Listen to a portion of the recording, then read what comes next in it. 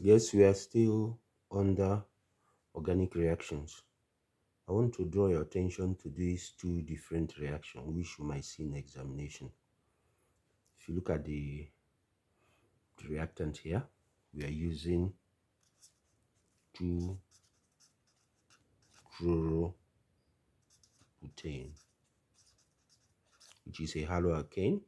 Same thing here, we are using 2-chlorobutane, which is also a haloalkane. We've talked about it.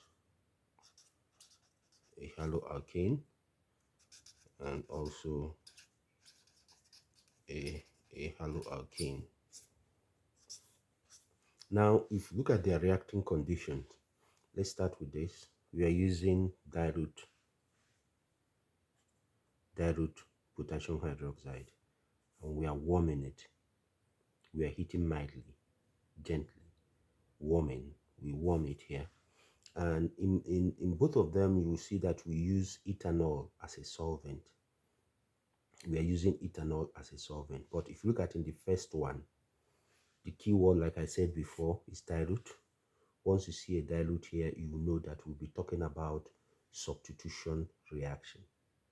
Substitution reaction. So what will happen essentially is that the chloride and the OH hydroxyl ion and the chloride ion will swap one another. They will substitute one another.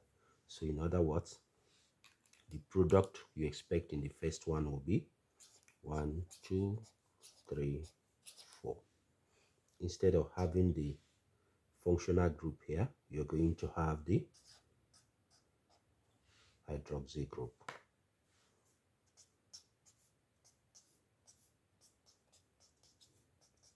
Then the hydrogens are there.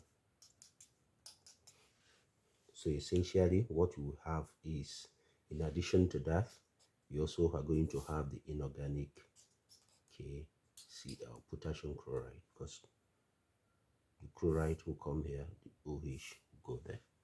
So this will lead to the formation of alcohol. It will lead to the formation of alcohol. And we see in this very case, we have 1, 2, 3, 4. We have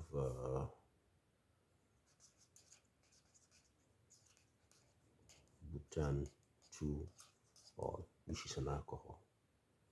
But in this other example, once we are using concentrated sulfuric acid, remember, like I've said, the reaction taking place here is substitution. The action taking place here is substitution. Let's come to here. And you remember here, as once you see this concentrated potassium hydroxide, here we are heating strongly. We are really applying heat under reflux, and we are also using ethanol. We are using ethanol as a solvent. So if you are using ethanol as a solvent under this condition, you immediately should know that the reaction will be taking place here should be elimination. And the elimination will lead to the formation of alkene. And under the elimination,